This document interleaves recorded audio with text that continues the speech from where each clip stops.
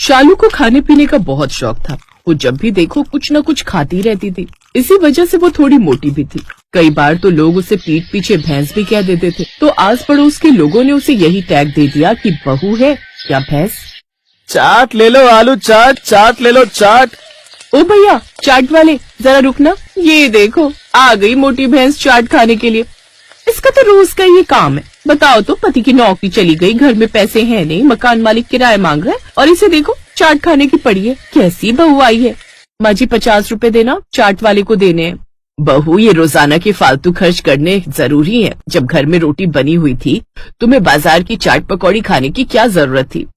Mummy आपको पता है पड़ोस की सभी औरतें भाभी के लिए कितनी गलत बातें बोलती रहती हैं। भाभी हर समय खाती रहती हैं। भाभी आपको अपने खाने पर कंट्रोल रखना चाहिए। हम भी तो हैं, देखो 1 रुपया भी फालतू खर्च नहीं करते। मैं क्या करूं, मुझे बहुत भूख लगती है। शुरू से ही मेरी ऐसी आदत रही है, मेरे से भूखा रहा ही नहीं जाता। मैं जितना खाती हूँ उतनी और भूख लगती है। अब आपको भी लगता है कि क्या मैं भैंस हूँ? नहीं नहीं बहू, ऐसी कोई बात नहीं है। पड़ोसन औरतों का तो काम ही बातें बनाना है। शालू सच ही कह रही थी। उसे भूख सचमुच बहुत ज्यादा लगती थी। पड़ोस में पार्टी थी। शालू अपनी सास और ननद के साथ बर्थडे पार्टी में गई। वहाँ पर जब वो खाना खाने लगी तो पड़ोसन जिसके घर पार्टी थी उसकी सहेली बातें बनाने लगी। अरे नीरू, तूने भी क्या भैंस को अपने घर पार्टी में बुला लिया? तुझे पता है ये जितना भी खाना यहाँ लगा हुआ है ना, ये सब इनकी भैंस बहू खा जाएगी। हाँ कह तो तू सही रही है, इतना तो ये गिफ्ट भी नहीं देंगी, उतने का इनकी भैंस बहू खा जाएगी। पड़ोसन औरतों की बातें शालू सुन चुकी थी। वो घर आकर रोने लगी। उसकी सास और ननद ने उसे चुप कराया। शालू चुप हो जा, भाड़ में जाए लोग, तुझे उनकी बातों का बुरा नहीं मानना चाहिए। हमारी बहू बहुत अच्छी है।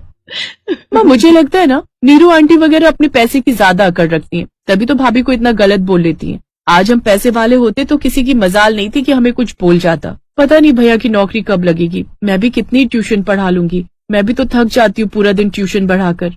तभी शालू का पति मोहित आ जाता है। पता नहीं, मैं तो इंटरव्यू देकर थक गया हूँ, कहीं भी बात नहीं बन रही है। शर्मा अंकल मिले थे, किराया मांग रहे हैं। जो थोड़ी बहुत सेविंग में रखे थे मैंने उनको किराया दे दिया। पता नहीं अगले महीने क्या करूंगा। शालू सब कुछ देख और समझ रही थी। उसने मन ही मन विचार किया कि वो कोई न कोई काम ढूंढेगी जिससे घर में हेल्प हो सके। कहीं जा रही हो बहू? हाँ वो मेरी सहेली मंजू है ना, उससे मिलने जा रही हूँ। शादी के बाद उससे ज्यादा मिलना नहीं हुआ, शाम तक आ जाऊंगी। शालू जैसे ही घर से बाहर निकलती है तभी पड़ोस ने फिर से उसे भैंस कहकर चिढ़ाने लगती है।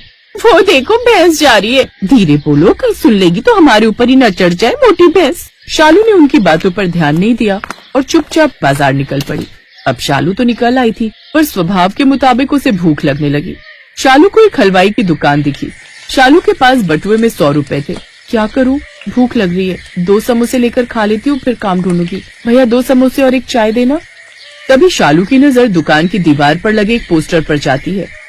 पोस्ट में लिखा था, बाहुबली थाली जो खाएगा 50,000 का इनाम वो पाएगा। भैया ये बाहुबली थाली क्या है? क्या वो रामलाल, मालिक ने बाहुबली थाली प्रतियोगिता में भाग लेना है। हाँ हाँ क्यों नहीं, बिल्कुल। आप कल 11 बजे हमारे रेस्टोरेंट पर आ जाना। प्रतियोगिता 12 बजे शुरू होगी। ठीक है, मैं कल आ जाऊंगी। शालू बहुत खुश थी। वो चाहती थी कि वो इस प्रतियोगिता को जीते ताकि घर में हेल्प हो सके। शालू घर पहुंची तो मकान मालिक आया हुआ था। देखो मोहित बेटा, तुम किराया बहुत लेट कर देते हो। तुम्हें अभी तक कोई नौकरी भी नहीं मिली है। मुझे नहीं लगता कि तुम अगले महीने का किराया भर पाओगे। इसीलिए मैं चाहता हूँ तुम दूसरा घर ढूंढ लो। मैं नहीं चाहता कि मेरा किराया इस बार लेट हो, मुझे भी अपना घर चलाना है। अंकल जी आपका किराया लेट नहीं होगा, आप निश्चिंत रहिए। आपको किराया समय से पहले मिल जाएगा। हो सकता है कल ही मिल जाए एडवांस में। बहू हम इतनी जल्दी वो भी एडवांस में पैसे कैसे दे सकते हैं? सालो मेरी बात चल रही है नौकरी की, अभी किराया हाथ में नहीं है। कोई बात नहीं, अगर बहू कह रही है तो मैं कल आऊंगा। देखता हूँ मुझे एडवांस में कौन से पैसे मिलने वाले हैं। कल मिलते हैं। मकान मालिक के जाने के बाद शालू सबको प्रतियोगिता के बारे में बताती है। माँ जी मुझे आशीर्वाद दीजिए कि मैं कल की प्रतियोगिता जीत पाऊँ। आप मेरे साथ चलोगे ना? हाँ क्यों नहीं, मैं अपनी बहू के साथ जरूर जाऊंगी। अगले दिन शालू अपने परिवार वालों के साथ रेस्टोरेंट में पहुंचती है। वहाँ पर प्रतियोगिता के लिए पहले से ही बहुत सारे प्रतियोगी आए हुए थे। सब खाने में मंझे हुए खिलाड़ी थे।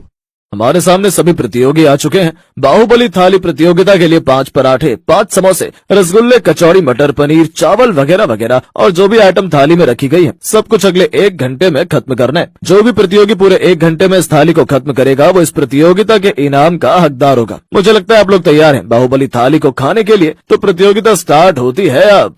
सभी प्रतियोगी थाली में रखे खाने को फटाफट से गपागप खाना शुरू कर देते हैं। शालू भी कुछ कम नहीं थी, वो भी खाने में बहुत चुस्त थी, इसलिए वो भी जल्दी जल्दी अपनी थाली में रखा हुआ खाना खाने लगती है। शालू की सास, ननद और पति सब उसे बहुत प्रोत्साहित कर रहे थे।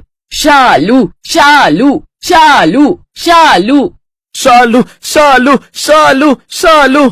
शालू भाभी, आप ये प्रतियोगिता जरूर जीतोगे। ये प्रतियोगिता शालू भाभी जीतेंगी। शालू भाभी शालू भाभी शालू भाभी। और फिर शालू ने वो कर दिखाया जो उसने कभी सोचा भी नहीं था। उसने प्रतियोगिता 10 मिनट पहले ही पूरी कर दी। क्या बात है, शालू जी ने तो प्रतियोगिता 1 घंटे से पहले पूरी कर दी, पर अभी बाकी के प्रतियोगियों की थाली में खाना काफी बचा हुआ है। इसीलिए आज का विनर शालू जी हैं, जिन्हें 50,000 रुपए का इनाम दिया जाता है। Thank you so much. Thank you भगवान जी मुझे जिताने के लिए। माँ जी, इस धनराशि पर आपका हक है। जीती रहो बहू, सदा खुश रहो। शालू जी, मैं आपको अपने चैनल पर पॉडकास्ट के लिए बुलाना चाहता हूँ। मैं आपका इंटरव्यू लेना चाहता हूँ। शालू जी, अगले महीने हमारे रेस्टोरेंट में भी ऐसी एक प्रतियोगिता होने वाली है जिसकी धनराशि है 2 लाख रुपए। अगर आप चाहें तो उसमें आप भाग ले सकती हैं। आपके साहस और टैलेंट को देखकर मुझे लगा कि मैं आपको ये ऑफर दूं। Thank you so much. मैं बहुत खुश हूँ कि आप सब मुझ पर इतना भरोसा कर रहे हैं। मैं जरूर भाग लूंगी और आपके पॉडकास्ट में भी जरूर आऊंगी। शालू की वजह से घर में सब कुछ ठीक हो गया। शालू ने घर में बहुत हेल्प की, साथ ही शालू ने और भी बहुत सी प्रतियोगिताएं जीती।